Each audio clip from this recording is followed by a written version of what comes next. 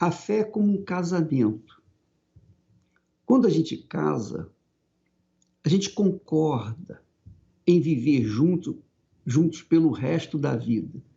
Obviamente, a gente sabe que tem que haver sacrifício de ambas as partes para que essa união permaneça, prevaleça. Porque lutas nós vamos encontrar, dificuldades, adaptação, né? Então, a gente tem que se adaptar um ao outro e isso leva a sacrifício, custa o sacrifício. A fé com Deus, a fé de Deus, também é assim. Não é porque você crê em Deus que as coisas vão acontecer automaticamente na sua vida. Não. Se fosse assim, todas as pessoas seriam felizes, o que não acontece. Inclusive, você que está nos assistindo nesse momento, que tem uma fé sincera, tem a sua religião, mas a sua vida não sai do que tem sido até aqui, de mal a pior. Por quê? Porque a sua fé não está focada na obediência à palavra de Deus. A obediência à palavra. Uma coisa é você ter fé, outra coisa é você praticar a sua fé. Você ter fé, saber da fé, é teoria. Mas quando você vai praticar essa fé, aí, minha amiga, meu amigo, aqui entra o sacrifício. Uma coisa você acreditar em Deus, outra coisa você colocar essa crença em prática, obedecer a sua palavra. Então, a obediência à palavra de Deus, que é a fé autêntica, inteligente, ela exige, a obediência exige o sacrifício. A gente tem que sacrificar.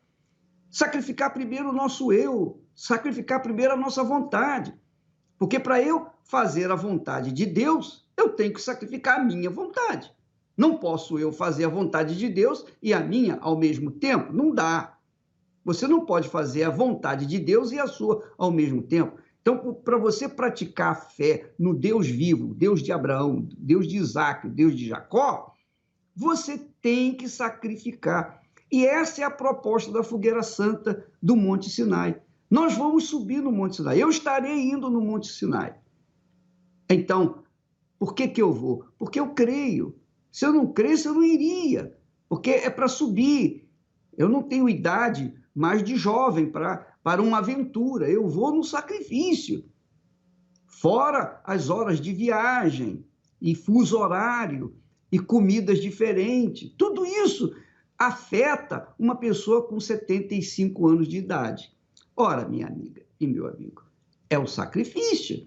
Se eu quero tomar posse ou conquistar um sonho pessoal, eu tenho que sacrificar, eu tenho que pagar o preço por isso. Na vida é assim. A fé é a mesma coisa. Muitas pessoas, infelizmente, pensam que por serem caridosas, que por serem boazinhas, por não matarem, não roubarem, não fazerem mal a outras pessoas, ou mesmo ter fé em Deus, elas acham que as coisas vão acontecer. Mas não acontece, porque você está há quantos anos na sua igreja, na sua denominação, na sua religião? O cristiano estava há 7 anos, era diácono, ele tinha um cargo nessa igreja. Ele procurava ajudar os outros, mas ele mesmo não estava vivenciando o poder da fé. E não é isso que nós cremos na palavra de Deus, não é isso que Jesus ensina. Jesus ensina o seguinte, olha o que ele disse, olha só. Ele disse, o ladrão, que é o tipo do diabo, que é um tipo de Satanás, o ladrão não vem senão a roubar, a matar e a destruir, que é o que ele tem feito na vida das pessoas, inclusive dos religiosos. Aí Jesus complementa, dizendo, eu vim para que tenham vida, mas não qualquer vida, mas a tenham com abundância. Essa vida abundante começa quando a gente recebe o Espírito de Deus, o Espírito do Senhor Jesus, o Espírito da vitória, o Espírito da fé, o Espírito da paz, o Espírito da força, do poder.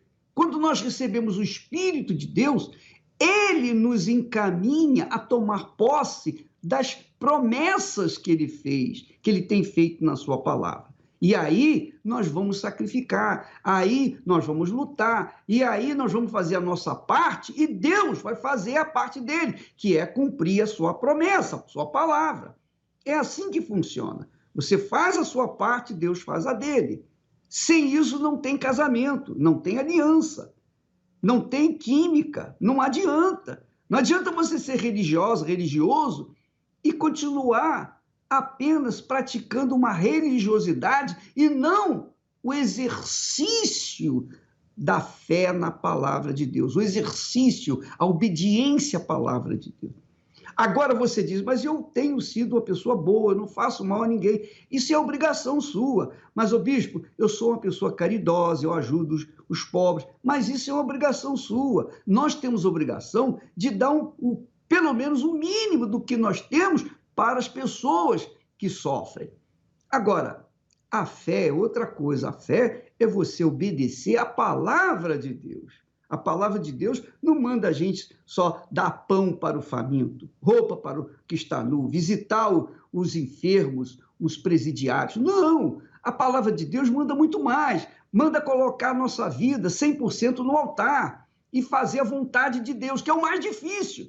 É o mais difícil. É mais difícil você fazer a vontade de Deus do que você dar um pedaço de pão para um faminto, dar uma roupa para uma pessoa que está passando frio. É muito mais fácil você fazer aquilo que está à sua disposição, você tem condições de fazê-lo, do que negar o seu eu, negar a sua vontade e obedecer à palavra de Deus. Então, a vida com abundância começa quando a pessoa recebe o Espírito de Deus dentro de si, porque o Espírito Santo, ele nos guia a toda a verdade. Ele nos guia, não é a religião, não é o pastor, não é o bispo, é ele, o Espírito Santo, quem nos guia a toda a verdade. Então, para você ser guiado à vida abundante, você precisa do Espírito Santo. É ele que vai mostrar para você os caminhos da prosperidade, o caminho da vida e a vida com abundância.